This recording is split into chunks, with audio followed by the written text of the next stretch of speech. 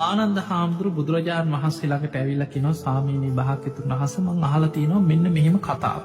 සිකී කියන බුදුරජාණන් වහන්සේගේ අභිභූ කියන අග්‍ර ශ්‍රාවකයන් වහන්සේ මේ දසදහසක් ලෝක ධාතු වල ඉන්න සත්‍යයන්ට ඇහෙන්න 이르දියෙන් කතා කරා කියලා මං අහලා තියෙනවා. ස්වාමීනි භාග්‍යවතුන් වහන්සේ දවසක් දේශනා කරන මං අහලා තියෙනවා. ස්වාමීනි භාග්‍යවතුන් වහන්සේ මට මෙහෙම විතරකයක් පහළ වුණා. අග්‍රශ්‍රාවකයන් වහන්සේ නමකට ඒ තරම් හැකියාවක් තියෙනවා නම් දසදහසක් ලෝක ධාතුල ඉන්න ඒ සත්‍යයන්ට ඇහෙන්න කතා කරන්න. ලෝතුරා බුදුරජාණන් වහන්සේ නමකට කොයි තරම් මේ විශ්වයේ සත්‍යයන් එක කතා කරන්න පුළුවන් හැකියාවක් අවබෝධයක් තියෙනවද මේ විශ්වය ගැන. බුදුරජාණන් වහන්සේ එතනදී ආනන්ද හාමුදුරන්ට දේශනා කර ආනන්දේ තථාගතයන් වහන්සේගේ හැකියාව අනන්තයි අප්‍රමේයයි කිය. බලන්න ඒක සාමාන්‍ය නුවණක් තියෙන කෙනෙකුට වටහා ගන්න බෑ. බුදුහාමුදුරන්ගේ බුදුගුණ අචින්ත්‍යයි වගේ මේ විශ්වය ගැන මේ ලෝක ධාතු ගැන ඒ බුදුරජාණන් වහන්සේගේ අවබෝධඥානය අචින්ත්‍යයි. එතනදි බුදුරජාණන් වහන්සේ වදාළ ආනන්දේ තථාගතයන් වහන්සේගේ හැකියාව මේ විශ්වය ගැන අනන්තයි අප්‍රමේයයි.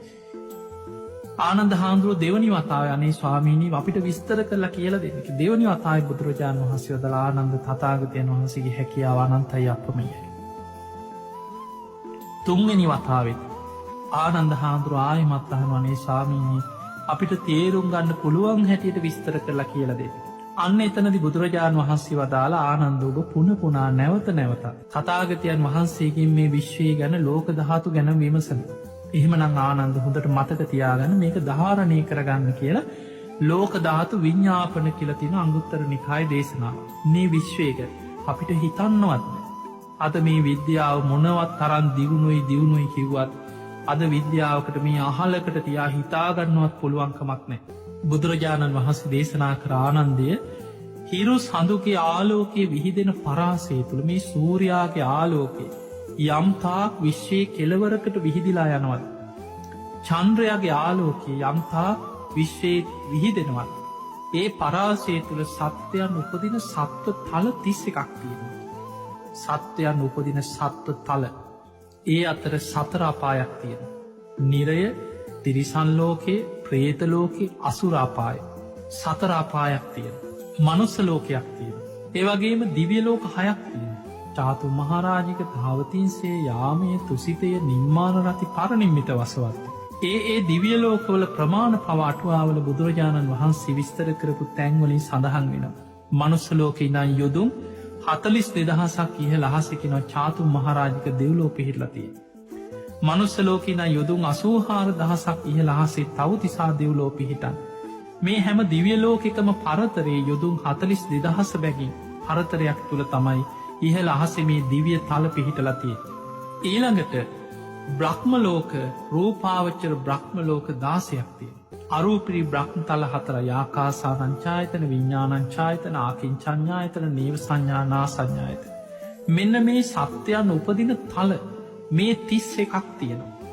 අරූපී බ්‍රහ්ම තල 4යි, රූපාවචර බ්‍රහ්ම ලෝක 16යි, දිව්‍ය ලෝක 6යි, මනුස්ස ලෝකයයි, සතර අපායයි. මේ තල 31ම තියෙන්නේ සූර්යාගේ චන්ද්‍රයාගේ ආලෝක පරාසය තුල කිය. මෙහෙම කියලා බුදුරජාණන් වහන්සේ වදාළ ආනන්ද ඔය වගේ 1000ක ප්‍රමාණයක් හිතෙන් හිතන්න කිය. ඒ 1000 තුල මේ විශ්වයේ මේ වගේම මනුස්ස ලෝක 1000ක් තියෙනවා. සතර අපායවල 1000ක ප්‍රමාණය, දිව්‍ය ලෝක 6ව 1000ක්, අර තල 31ව 1000ක ප්‍රමාණයක් හිතන්න. ඒ තමයි කියවා සහස්‍රී ලෝක ධාතු. ඒ 1000 දසදහසෙන් ගුණ කරන්න. ඒ තමයි කිවත් දිවි සහස්ත්‍රී ලෝක ධාතු. අර වගේම ලෝක වැඩි කරලා හිතාගන්න කිය. ඒ දිවි සහස්ත්‍රී ලෝක ධාතුව තවත් දසදහසකින් ගුණ කරන්න කිය. ඒ තමයි ත්‍රි සහස්‍රී ලෝක ධාතු. පින්වතුනි කෝටි ලක්ෂයක් සක්වල කියලා ඔබ අහලා ඇති. කෝටි ලක්ෂයක් සක්වල කියලා ධර්මයේ හඳුන්වන්නේ මේ ත්‍රි සහස්‍රී ලෝක ධාතුව. බුදු කෙනෙකුගේ ආඥා ශේෂ්ත්‍රයේ බවට පත් වෙන්නේ කෝටි ලක්ෂයක් සක්වල. මේ කෝටි ලක්ෂයක් සක්වල දෙව් බමුන්ට ඒ ලෝක ධාතුවලට මැහෙන්න බුදු කෙනෙකුට කතා කරන්න පුළුවන් කිය. අපිට හිතාගන්නවන්න.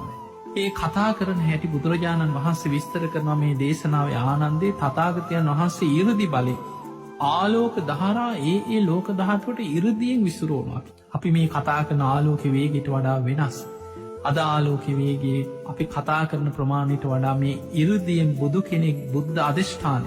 ඒ හැම ලෝක ධාතුවකටම ආලෝක දහරාවන් යුදෝල ඒ සත්‍යයන්ගේ අවධානය බුදුරජාණන් වහන්සේ දෙසට යොමු කරලා ඒ ආලෝකයක්ත් එක්ක බුදු කෙනෙක්ගේ අධිෂ්ඨානයෙන් හඬ බුදුරජාණන් වහන්සේගේ දේශනාව ඔවුන්ට ඇහෙන්න මේ විශ්වයේ පතුරුවන් පුළුවන් කිය.